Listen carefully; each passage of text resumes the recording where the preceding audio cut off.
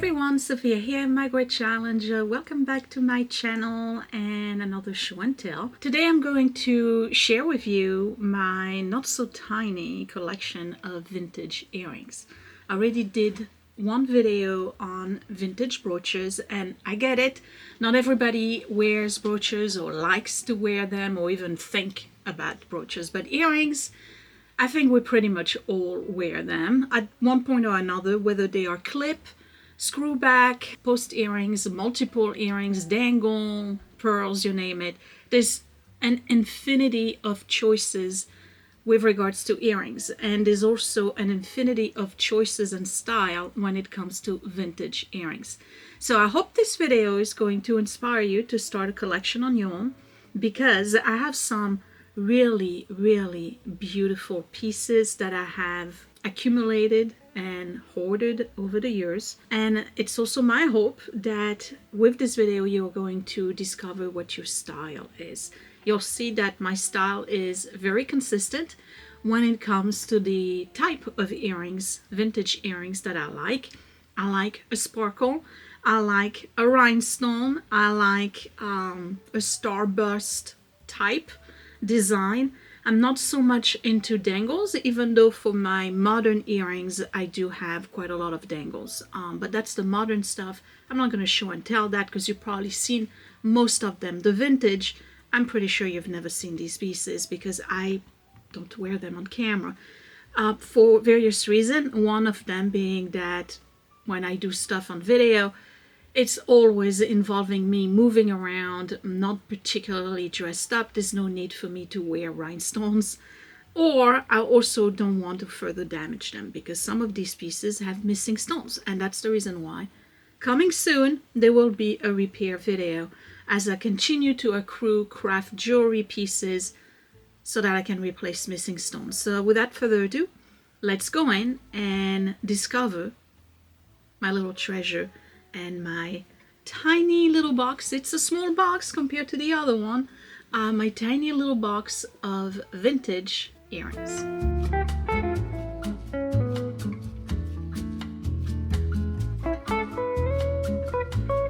Okay, here we go, and I'm going to try to film in a way where you can really see details.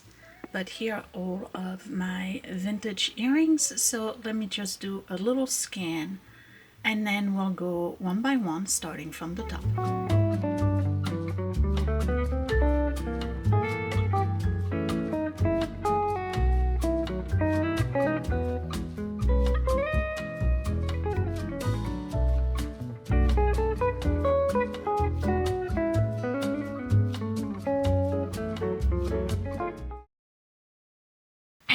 I will try some on at the end so you can see what they look like. Right now I just want to go through the box, so we're going to start with the ones on top. And this particular pair is a screw back, so you'll see that there was an evolution of the way earrings were constructed. These are screw back. This is kind of a screw back, but it's also a clip, so it looks similar to a screw back, but it's a very tiny plate right here. And then they moved on to the clips, and after that it was pierced earrings. Just in case you didn't know, for a very long time in Europe and the United States it was considered inappropriate for a woman to have pierced ears. All the way up to the late 60s, early 70s, all earrings were either screw back, the other one that's in between, or a clip on. There were no pierced earrings. So they existed, but they were absolutely not something that a lady would consider. So this is an unsigned pair of screwback earrings, probably late 50s, early 60s. I'm gonna say late 50s. You'll see that they have a little bit of that black metal on them. This is what's called japanned. So for instance, this would be a regular silver tone. This is more of a Japan tone. It's got this black design behind it. I think I have another pair somewhere in there. Each one of them is missing something. This one here is missing a rhinestone right here, and this one here is missing a tiny pearl. These are very easy to fix. They are absolutely beautiful. And just as I mentioned in the previous video, when earrings like these hurt your ears, you can purchase little pads on Amazon. I'll put a link below. There are protectives for your earlobes. These are unsigned. One way of identifying is the mechanism in the back. You would look at this part right here, whether it has the little grooves, no grooves, circle in the middle, no circle. This is my only pair that has this design for the back, so I don't know. They're not super well made. They don't have really great construction, hence the missing stone. Those stones are glued in. They have fake prongs, so they're not a high-end jeweler like a Juliana, for instance, or an original by Robert, and I have some of those. You'll see them later. So yeah, I still think they're beautiful, and I do wear them even though they're missing pieces. I think these are really great in the winter because they do look like snowflakes, and they have like filigree work on them. Absolutely gorgeous. Love those. And if you're wondering where I got these, I actually found those on Whatnot for $2. Yeah, I paid $2 for these on Whatnot. I'm telling you, Whatnot is awesome when it comes to building your own little collection or finding pieces that you want to match with. Let's say you have a necklace and maybe you have the bracelet and you're looking for the earrings. Whatnot is perfect for that. $2. This is a similar style. You can see that it's a darker silver. They are clips and they are marked Coro. So Coro jewelry is my absolute favorite, and the marks have changed over the years. You're going to see Coro written like this in script, Coro in not so much of a script. You'll see the Coro with the copyright sign, and then they had Coro Craft, Coro Pegasus, the Vendome, which is the high-end line. This is Coro without the copyright sign in front of it. And what it means is that these earrings were prior to 1955. Coro started using a copyright sign in 55. These are called aqua. They were aqua rhinestones and the little flowers. So in around 54, 53, they had already started with the clip-ons. They were phasing out the screwbacks. Look at these. These are so pretty. I absolutely love those, and these I wear quite a lot. Here's another pair of Coro, a little bit later, and they are clip-ons. And for this one, I don't know if you can see, but it says Coro with the little copyright sign right in front of it. So these earrings are after 55. Actually, just based on the metal work and the way they look, I think they are probably early 60s, mid 60s. This one is also missing a stone, a darker stone. It's going to be a little bit harder to locate. But if you look at the blue stone, the center stone, right, in comparison to the other Coro I just showed you, you're going to see that it's pretty much the same. Aqua blue. Their aqua blue was a very popular series. People love that color. And you wear them like this. They're not horizontal, they are vertical earrings. I don't wear these very often, I'll have to be honest. Those actually do hurt my earlobes. They're a little bit tight, so I have to wear the little pads with them, and also because I don't want to lose another stone. So all of these that have missing pieces are usually the ones that I don't wear until I can repair them. So these are Coro, probably very early to mid 1960s. I do love them though. We're going back to another pair of Coro, and this is very early Coro. You can see from the back and how it's signed. So it says Coro right here with no copyright, so we know it's prior to 55. These are Coro but unsigned from the 50s. If you look at the back, right, it's totally different. It's a different type of construction. These are Coros from the 1940s. They are gold tone. They are little flower buttons, and they are some of my favorite. Look at these. And they're the cutest little thing. Gold tone, screw back. You see the screw back is not very thick, right? That's another way you can age or date your earrings. Beautiful construction on this. They're very light, dainty, gorgeous. Late 40s, very early 1950s by Coro. This one, I am looking for the demi-parure, meaning probably a brooch, and if I can, I would love to have the necklace. So this is a pair that you probably recognize because I found them in that very first jewelry bundle that I opened on camera, and they are also from the 50s. They are Coro, however they are unsigned Coro. It's one of those where they probably had a parure in a box and maybe just a necklace or just a brooch were signed and they didn't sign the rest. And sometimes also Coro only had, and others only had foil labels that were attached to the pieces with a little cotton string, and the pieces themselves were not signed. So very often you're going to find jewelry that's unsigned, like these. These, again, may have come in a demi-parure where other pieces were signed, or they just came in with the little foil label. The label was removed and now we don't know. But I know, I verified these are Coro. And what you see here is a form of enamel design over a silver background. This is called guilloche.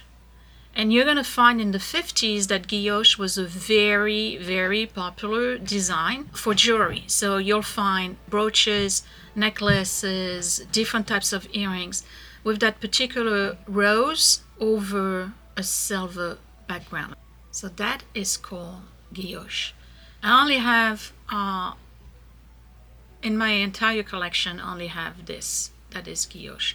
I'm not a super fan of it, but it was, again, very, very popular for the back. And again, these are not signed, but they are verified. Coro jewelry. They're super pretty. I really believe that as a woman, when you adorn yourself with pretty jewelry that you really, really like, your confidence level really goes up. Again, this is my style. Starburst. This is an unsigned piece, very vintage, probably late 1950s. And you remember from my video on brooches that this type of construction right here tells you everything you need to know about a piece. For instance, all those little rivets here and the open back so that the light can shine through the stones. This is a lot of work right here. So I don't know who made them. Sometimes you can tell by the back of the clip because they're all different. So for instance, I have these here, and then you see these, totally different back, right? Or you look at these, and it's a different back. It still has the 3 little holes, but this one is scalloped in the back, and this one is not. It's more like a clover leaf. Here's another one, totally different. So sometimes you can tell by the back. These, even though they are unsigned, I believe are Weiss, which was also a very prolific and popular brand around that time. The gorgeous aqua blue, the one in the center is a little bit darker. They are beautiful and they are in excellent condition. And again, you look at the construction, right? The back, we have rivets and up and back. And then if you look at the stones, these are prong set. So those stones are not moving or going anywhere. Once in a while you want to go like this though and make sure that the prongs or the stones are not moving. But this particular pair of earring took a lot of work and craftsmanship in making. So I think it's a Weiss. If it's not a Weiss, because I haven't been able to identify them, it might be a Judy, which is also one of my favorite designers. So these, super pretty, and I do wear those in the summer in particular. These one you've seen me wear a couple of weeks ago when I was doing a video. I do not know who made those. These are the pads I'm telling you about that you can add to your earrings so that they don't hurt you. I put those on. These earrings don't have any marking. I don't know who made them, but I absolutely love them. And if you look at this particular stone here, you see it's green, but it's got some blue in it as well at the bottom. So it's kind of a, maybe it's like a half and half. Aren't they cool? Prong set. The prongs are tight. This is very good construction. I just don't know who made them.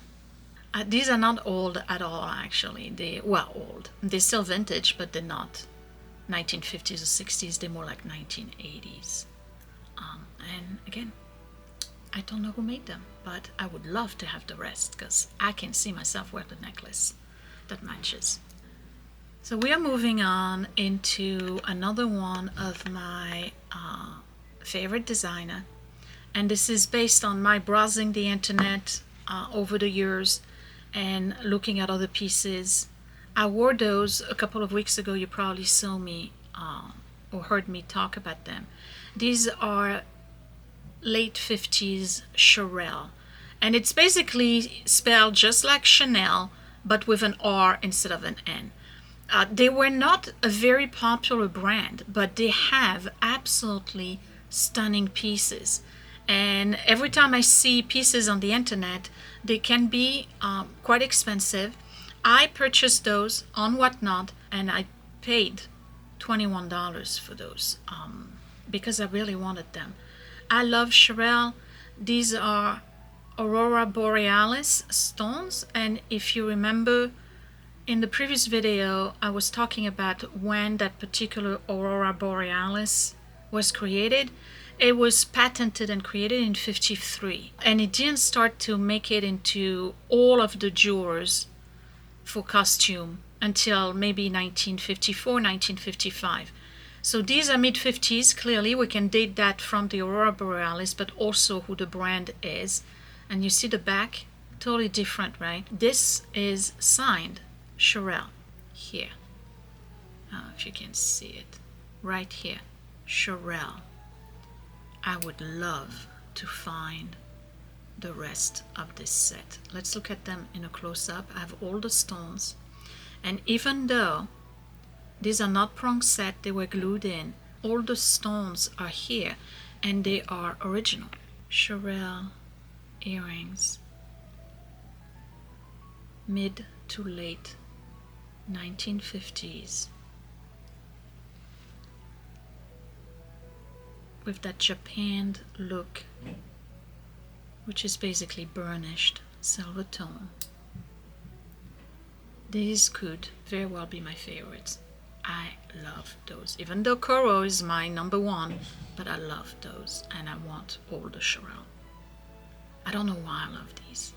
So you wear them looking this way with the stems pointing down. Here's a set that I've recently purchased at a thrift store, and when I purchased it, it also came in with the brooch. The brooch is about this and that together in terms of size. The brooch is a good 4 inches wide. It's the same design. It's absolutely stunning. I'll put a picture right here so you can see it. I do not know who made these. They are obviously 50s. They screw back. There's no mark on either these or the brooch. They are absolutely gorgeous. I love these. I couldn't pass, okay? Couldn't pass them. And I've worn them only once since I purchased them, because I only purchased them maybe 2 weeks ago, if even that. It's a starburst, very 50s atomic, but this one's interesting because it goes like a donut in the back of it. All the stones are in there. They are all prong set.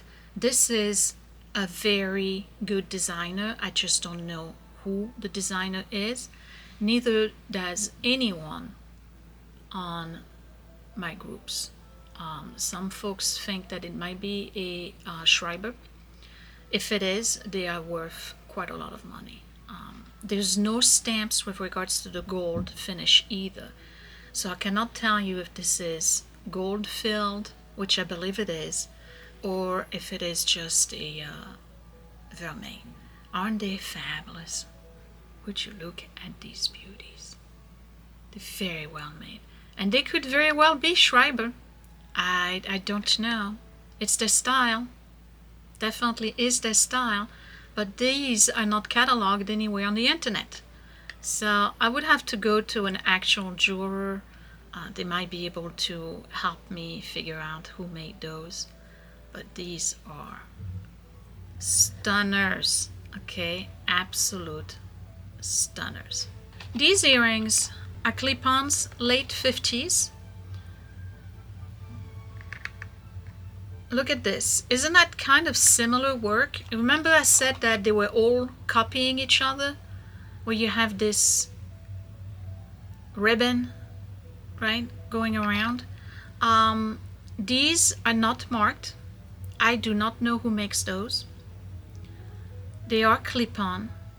Very well made. Look at the construction. Again, we have rivets in the back for the stones.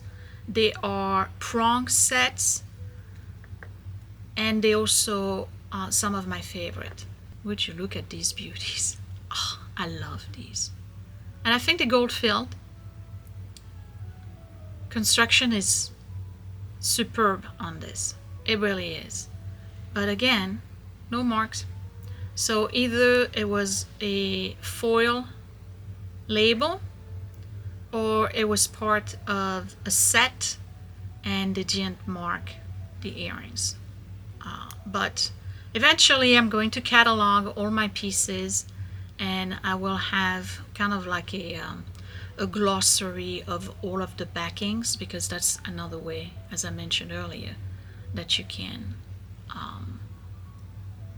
identify your pieces. Look at this.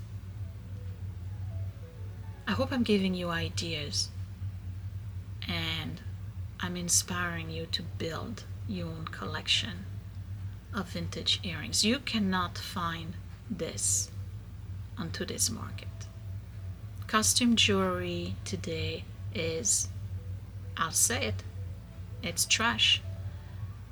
They lose their shine. I mean, think about it.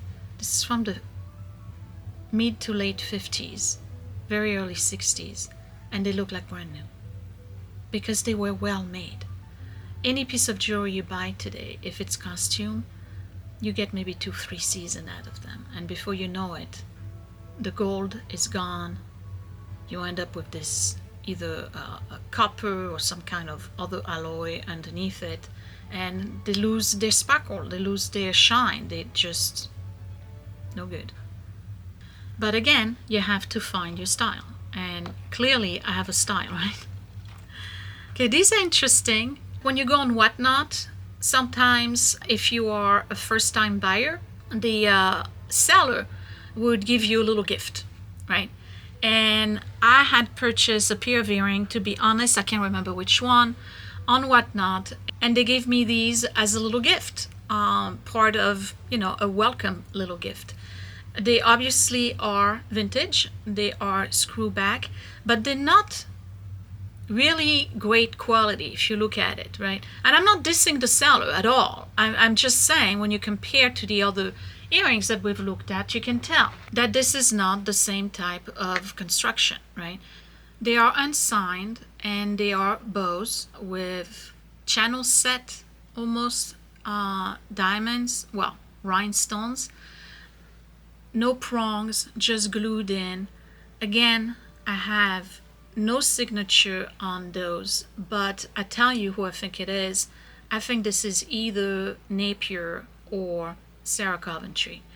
They were making jewelry in those times, okay? I know that most people think of them as modern, but they've been around for quite some time. So I think these are either Napier or Sarah Coventry. They're very pretty, but it's not the construction that you want if you really want to collect really, really good pieces. It's a matter of time before those stones starts popping out. And some of them are starting to get yellowed, but they are still very, very pretty earrings. I like those. I'm showing them to you as an example of what to look for in terms of construction. So these are probably last period of time where they were making the screwbacks and before they started switching. So mid 60s probably. And again, I think they're either Napier or Sarah Coventry. These, however, these are gorgeous.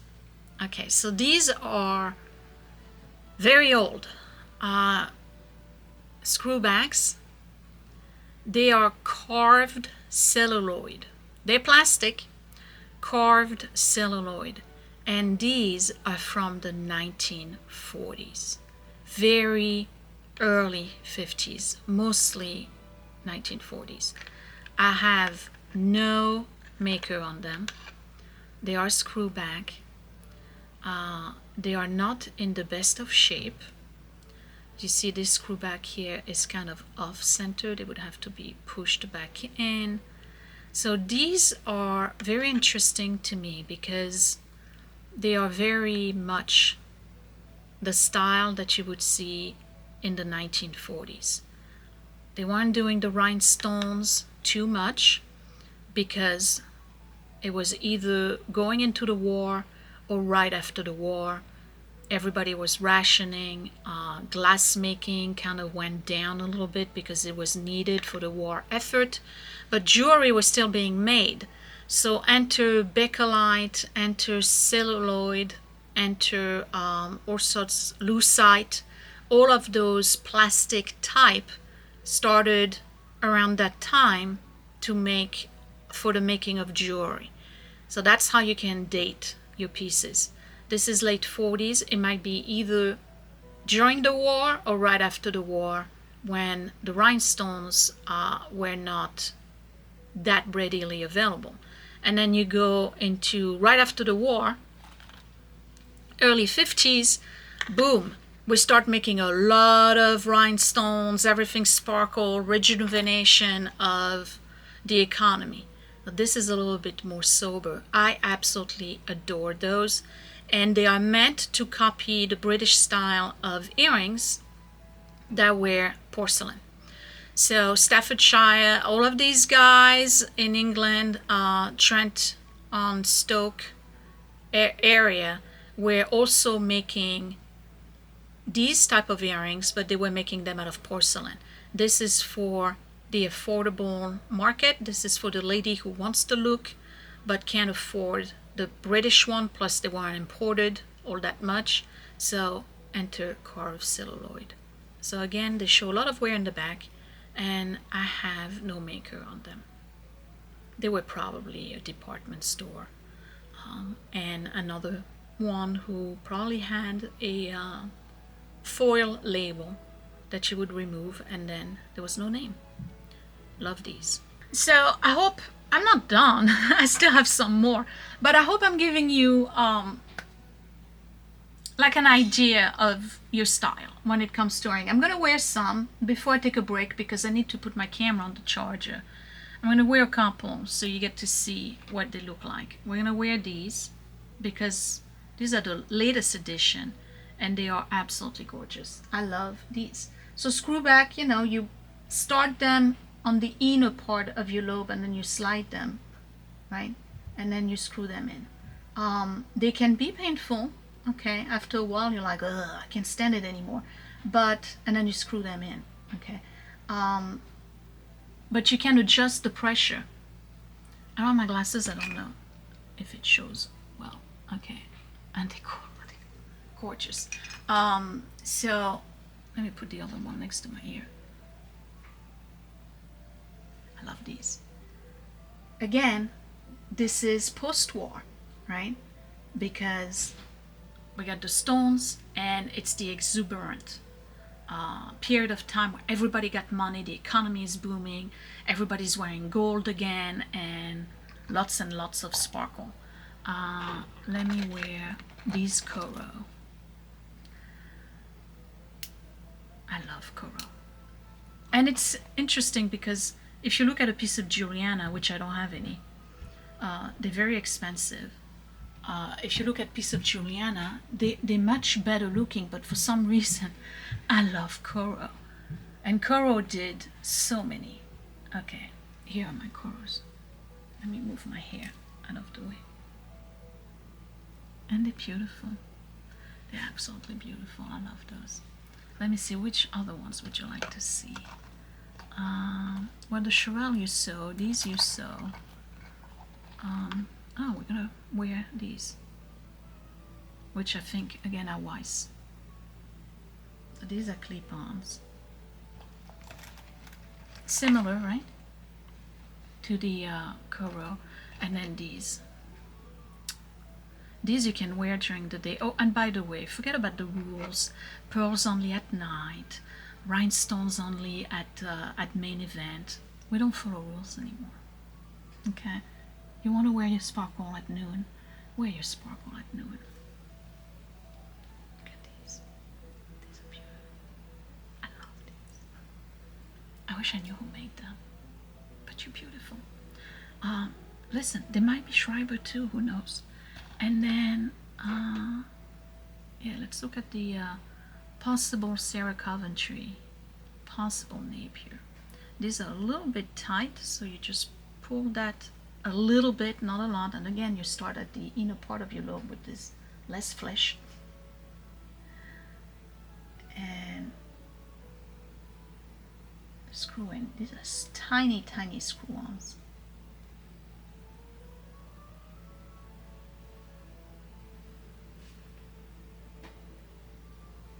So pretty. And then on this side, we're gonna do the 1940s. Hope you enjoy looking, but also getting a little bit of history of the jewelry, why they started making certain style. It was, you know, they wanted to stay in business, but when you don't have access to the glass, you got to come up with something else. And if you looked at the video I did yesterday, look at these. Of the video I did yesterday for Etsy, there's a piece of Coro that's a thermoset, that's lucite. This is typical of what they did after the war, and they could do glass back then, but people got used to having the lucite and the celluloid and all of that. So, but they still wanted a sparkle.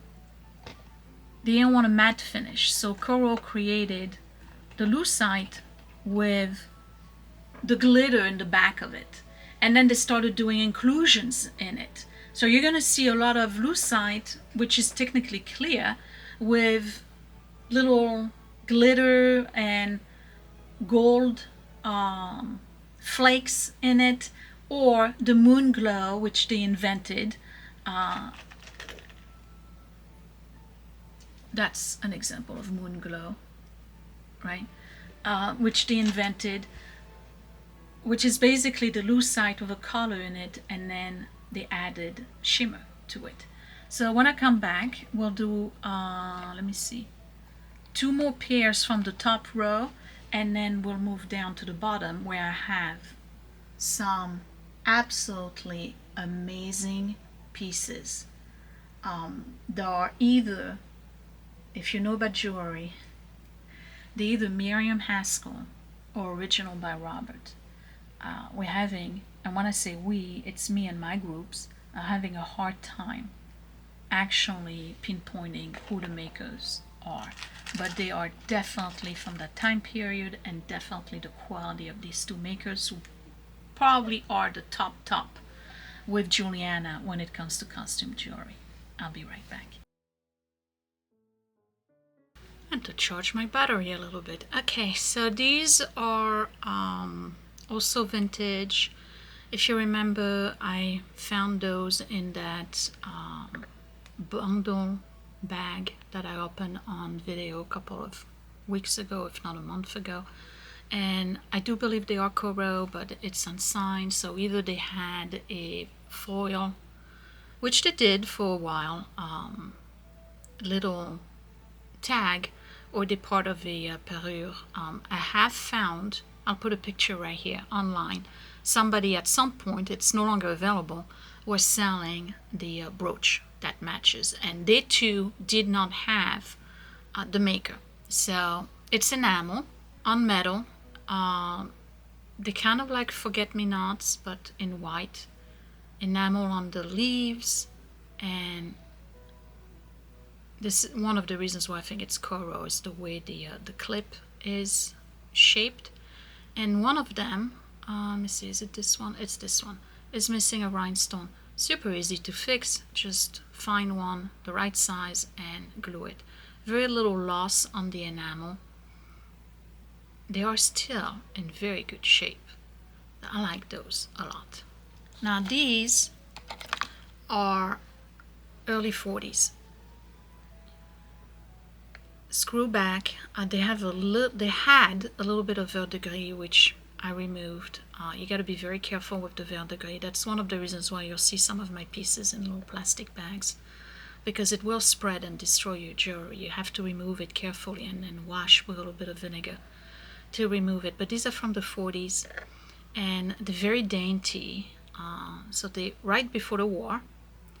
Screw backs, no markings on them at all, and they are faux emeralds with tiny pearls, and they're cute. They're really, really cute. And there's a left one and a right one. You can see there's a little bit of a curvature. We're gonna look at the bottom part where I have the treasures. This is something that I found on Whatnot. Actually, I think it was the first pair I bought on Whatnot. And they are unmarked, but I believe, including the folks on my groups, that these earrings are Miriam Haskell. If they're not Miriam Haskell, they are original by Robert. So I'm going to show you close-ups, and these earrings have two little pieces that fell off. They were attached with wires, and I think they also had stones in the middle here.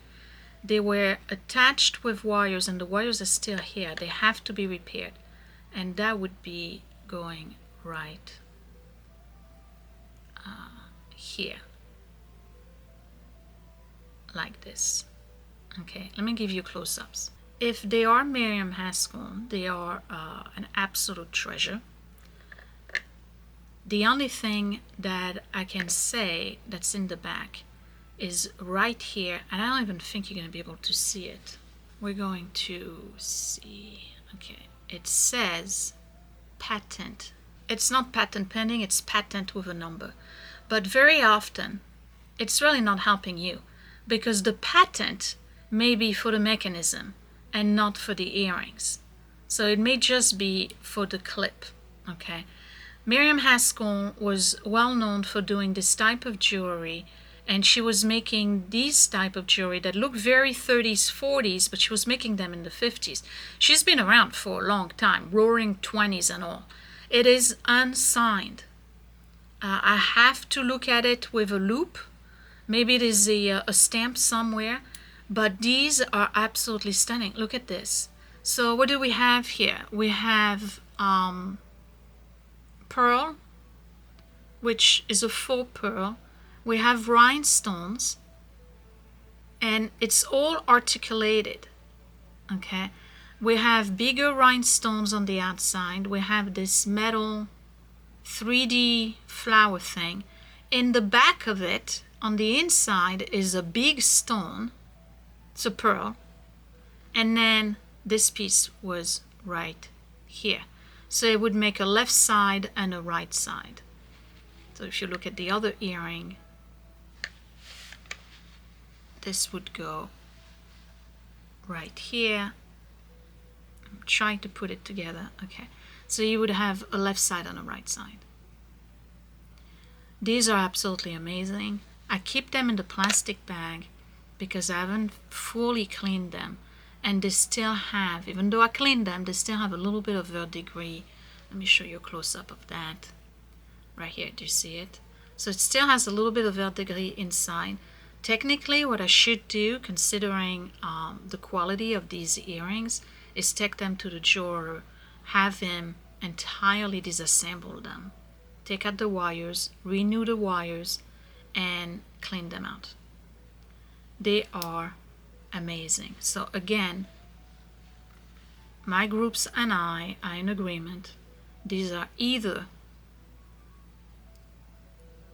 Miriam Haskell or they are original by Robert, and they are the who's who, the crème de la crème in the costume jewelry world. I think they are beautiful. They are huge, but they're beautiful. Let's try them on before I put them in the bag.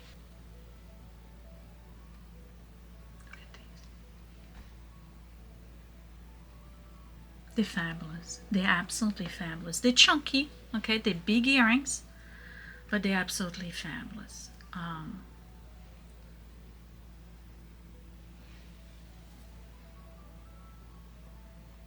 So beautiful. I love these. I really like this style. It's busy, you know? It's my style, like my house. The more the better. All right, let me put them back in, and then we're gonna move on. So here's another pair. Actually, one of them in there is my grandma's.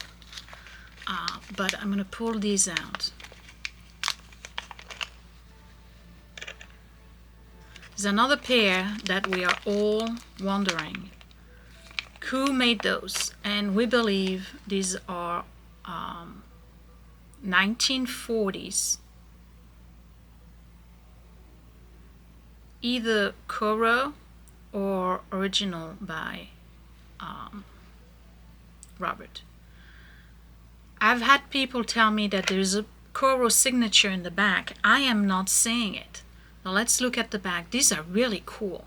So it could be Coro because that was the period where they started that aqua blue, and everybody loved the aqua blue.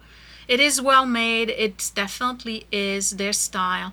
I don't have any other Coro that has this kind of back, and some people are saying that it says Coro on the inside. I don't see it. I am not seeing it. So if you see that it says Coro on the inside of the rivet, you let me know, because these have been a mystery for some time. Either pre-war or post-war with that filigree work. They are gorgeous. Very different. I don't have any other pairs that have this style. This 3D type style where this would come from behind the ear. How clever, right? What do they call them? Huggers? Maybe that's what they are. So this would come out from the back of your ears. You want to see them, right? Okay, let's wear them. I don't know. They don't feel Coro to me. They really don't. But they are amazing. I love these. So Coro did a lot of sub-brands and branches, each one with a variety of styles and each one with a variety of quality. The two best qualities in terms of Coro, the top would be Vendome, and the other one is Coro Craft. And these are Coro Craft from the mid-60s. And it says right here, Coro Craft. They're really cool. I need to do a better job at cleaning them. This is actually a recent acquisition on Whatnot, and they came as a set with the brooch. So I have the brooch that comes with it. I'll put a picture right here so you can see it. So that was something that I found on Whatnot. as part of my ongoing collecting, and they are great for that. So yeah, so these are Coro Craft, very early 60s. They are beautiful. I love those. These are Napier, and you can see from the back of it, stay focused. I'm gonna have to move that, otherwise it's gonna focus on the back. They are Napier. They are screw back with a little bit of an articulation. So that's when Napier was doing really good stuff. And this one you've seen me wear because I've had comments about it. I have the earrings and I have the necklace. Really cool system where this is a little bit articulated here. I like those. So these are Napier. These were part of that bundle that I got on Whatnot, if you remember. Let me open this. Okay. And here's another system that's kind of weird, where they have the backing here also articulated. I don't know if you can see that. Very cool. Okay, so who made those? Trifari. Is it a crown Trifari? No, it's a regular Trifari. Probably from the 80s or 90s. And they are black enamel, gold tone, with some baguette and rhinestones. These are very pretty, very professional looking, right? Not too much in your face. I would love to have the necklace to go with it, but they are Trifari and they are signed right here. Trifari. They were part of that bundle, if you remember, from Whatnot, where I paid like $5 and I had a whole bag of jewelry. I was super excited about that. These are Swarovski.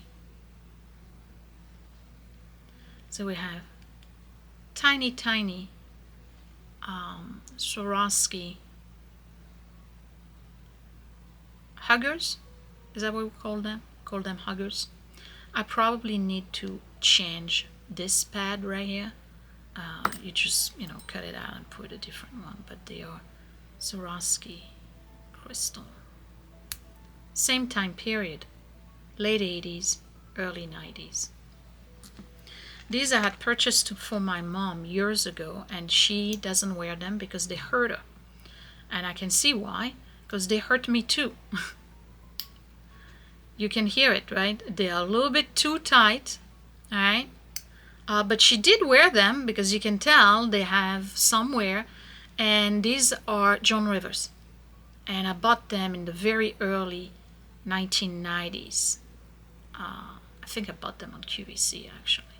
Either QVC or HSN. I can't remember where she was. But look, as much as they want to say Joan Rivers is awesome, all of the pink is coming out. So you can see right there the difference in quality in jewelry, costume jewelry back then and costume jewelry today. None of my 1950s jewelry is peeling off like this. But the 90s one will. So, too bad. I still like them, I just don't wear them. These, I have the necklace to go with it. I don't have a maker. They are thermoset, they are vintage. I think they are either Lisner. I don't know if they would be Coro. I think they are Lisner. But that's that lucite, kind of a moon glow to it, and I have the necklace. I really like these, but these hurt a lot. So when I wear them, I put those little pads instead of putting them directly here, because this is a tiny, tiny piece right here. You see that? This hurts, right? So I put the pad directly on my ear, and then I close them. But they are late 60s, and again, I have the set. These I have no idea who makes them. I've had them for quite a long time. Looking at the construction, I don't know. They may be Sarah Coventry. Not even. I don't even think they are, because that's not even a real stone. So they're just regular, everyday type earrings. I forget I have those. Every time I open my box, I'm like, oh yeah, I should wear those. I totally forget. Then I have this box right here that has quite a lot, and some of them I've had for 30 something years. I'm going to start with these. These were a gift from my mother. And I have the necklace to go with it. These are Yves Saint Laurent. They need to be cleaned. I have some verdigris on it that I need to clean, but you can see YSL right here. And I think she purchased this for me before I had Edward. So they over 25 years, and she got them in a consignment shop. And I have the necklace to go with it, and the necklace is gorgeous. But the problem with them is that they don't stay on. I don't know why. Look at this weird construction here, right? Probably need to remove this. They need to be cleaned out. I should put them in a little plastic bag, actually. But they are Yves Saint Laurent.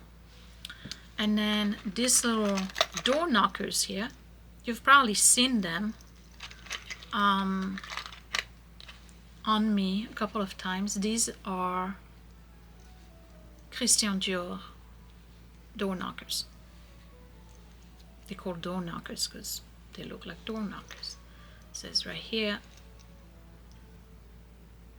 Christian Dior. And Mom bought those for me as well. And I don't wear them very often for a simple fact that they also are very painful to wear. So I'm going to try the pads and see if I can wear those more often, because I like them. They just hurt. After 2 hours, you can't stand it anymore. Okay. These were part of that bundle from Whatnot. They are listener. And you see how there's a hole here and a hole there. I have a feeling that there was something attached to them. I don't think they are full, but this is what they call moon glow. How cool is this? I really think they had something there. They're quite vintage. You can see the glue is all yellow. They are not super great quality. Lisner does a better job than this. So I think that was part of their probably lower range, because the pieces of Lisner that I have are much, much better than this. Okay, let's move on to these. These are mystery, and my group and I believe that they are Shriner. They are stamped not by the manufacturer, but right in here, and I don't think you're going to be able to see it. See here? There's a little number. It says 0600. That has to do with the metal. They are basically white gold plated, which brings us to believing that they are from Shriner or Shrabner. And if they are quite something. They call kidneys, those shapes. They ear climbers, basically. And the construction is amazing because every single one of those beads and the wire is attached to this mesh in the back. You see that? If they're not, then they would be Juliana, but I don't think they are. They are absolutely amazing. They are difficult to wear because of the weight that they have. They don't really climb up your ears like they're supposed to. I'll wear them in a minute. You'll get to see it. All right, these are some of my favorite. Actually, I think it is my favorite. I have the whole set. I have the earrings, the necklace, and the bracelet. These are Judy, mid-60s. They are absolutely fabulous. Look at these. Love these. That's my style, okay? Stay true to my style. And I was comparing the backing of the Judy Lee with some other ones that I have, with that scalloped thing here, but the other ones are not. They don't have the same design right here. But these are absolutely fabulous. And again, I have the necklace and I have the bracelet. So when I do the bracelets and necklace, you'll see the whole set. I think the Judy Lee from 1963. We have a little bit of Aurora Borealis going on here, 4 pearl. And again, you see the difference, right, in quality. We got 4 pearls here. None of the faux finish is going bad. But Joan Rivers from the 90s, look at that. It's all gone. That's how you can tell. Quality jewelry right there. Judy Lee, absolutely loved it. She didn't do jewelry for a very long time. I think she only did jewelry for maybe 20 years, and that's about it. I love these. And I'm pretty much done. The other earrings that I have in there are these that I bought from Angela, who's one of my patrons. She started an Etsy shop, which I don't think she has anymore, and she did it to sell her mom's jewelry. And of course I jumped on it and I purchased those from her, and I love these. Love these. I think they're from the 70s, late 60s, early 70s. These are the Sarah Coventry that were in that bag, if you remember, from the 60s. I have not worn those yet. The little tassel. Dangles are not my thing too much. I do have some, but I prefer the starburst. And then these are not earrings. I know that you think they are, but they're not. These I've had for years. You know what these are? These are shoe clips. So you would wear ballerina shoes. So you would put that on the edge of the shoe and you would press on, boom, you would have a new pair of shoes basically. I've had those for a long time. I've had those for about 30 years. I bought them in the US, so anywhere between 1992 and now is when I purchased those. But they are vintage and they are unsigned. I don't know who made those, but shoe clip were a big thing in the 50s.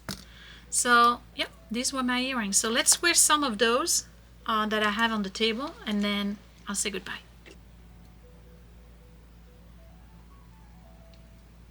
Here's one, and they're cool. And I have necklaces that have that Aurora Borealis look.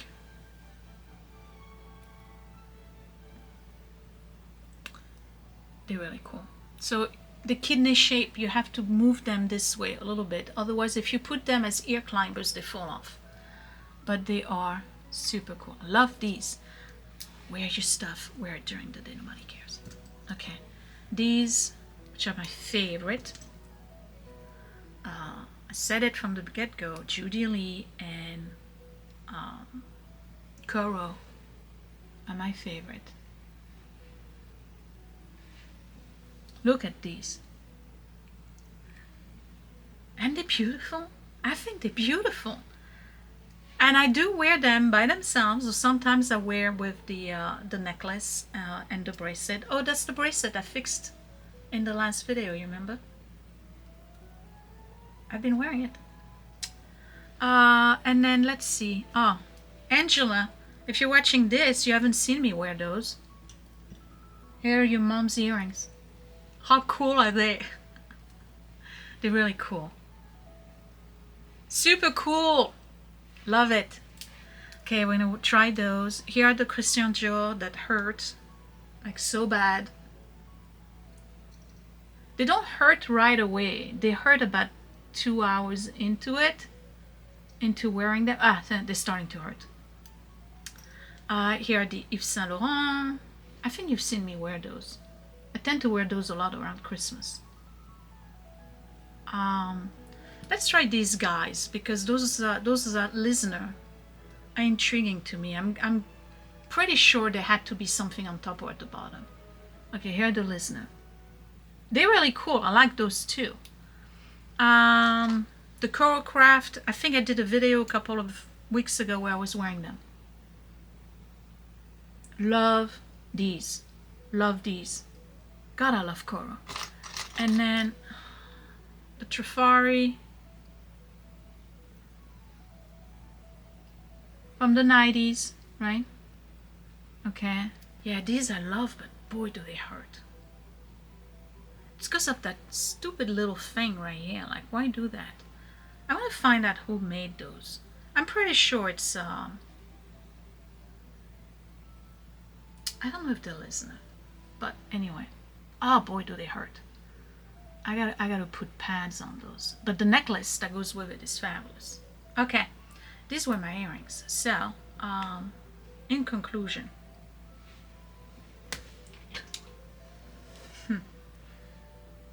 I hope you enjoyed this. I hope you had fun. And I hope I have helped you develop a taste, preferences, like what kind of earrings would be your style. Have you been able to determine a style based on my earrings? Granted, the majority of them are the same style because I know my style, okay? I like a cluster. I like a starburst. That's my style. I love that flower wreath or wreath style. That's my style. So I tend to gravitate towards this. And then when they sparkle, you know, you'll find me there. So I hope I helped you develop a style or figure out what is it that you like, and encourage you to go ahead and build your own collection from vintage jewelry pieces. Because I'm telling you, you're looking at pieces from the 1940s, right? And pieces from the 1950s. So they're what, 70 years old, 80 years old, with a little bit of cleaning and maybe a dab of glue here and there. They still look brand new. None of the jewelry you're going to buy today, and I'm going to go as far as saying that the inexpensive fine jewelry, we're not talking about the big makers, okay? I'm not dissing on Tiffany or Van Cleef, okay? But I don't know, let's say you go and you buy some Coach jewelry, right? Or you go and you purchase some Kate Spade jewelry, and it's 14 karat gold. It's got all the you know, bells and whistles that you want. Guess what? They're not gonna last like these guys. They just won't. That is a fact. So if you want jewelry that's gonna last you and that you can pass down to a daughter, or in my case, hopefully a granddaughter or two, not that I want to rush them, but that would be nice. I can't wait. This is how I envision myself, and with my luck it's going to be all grandsons, okay? But this is how I envision myself, sitting on my bed with a granddaughter or two. Maybe they're 8, 10, 12 years old. They can appreciate treasures, right? Or they're in their 20s, it doesn't matter. And we go through my jewelry box and I start passing along things. Which one do you like? I like this one. It's yours. I can't wait. I can't wait, because that's how it is with my mom. We go through a jewelry box, and every time I go, I come back with a piece or two, as she's willing to part with them. But me, I can't wait. Okay, so this was my jewelry box with earrings. I have a feeling this video is an hour and a half long. Bear with me if it is. I know that some of you absolutely enjoy my show and tell, and you enjoy looking at my stuff, or you're just looking for a video to help you fall asleep. Either way, thank you for watching till the end. And in the next one, I will be doing the necklaces, including Fabulous Pearls by Marvella. I have a couple. 1960s, look, no fading, nothing. You have to invest in vintage jewelry pieces. eBay, shopgoodwill.com, Etsy, your Facebook Marketplace, and of course, Whatnot, referral link down below with a list of sellers I go to where lately I've been finding some of my most amazing pieces for ridiculous prices. So, yeah, build you a little collection. And if you're wondering about the box, by the way, I don't think this is a Farrington. I think this is a Melly. A vintage jewelry box. Cheap online. This one I got on eBay for $8. I will see you in the next video. Thumbs up if you like it. Comment down below which one is your favorite pair of earrings that I've shown you. Did you enjoy the video? Please let me know.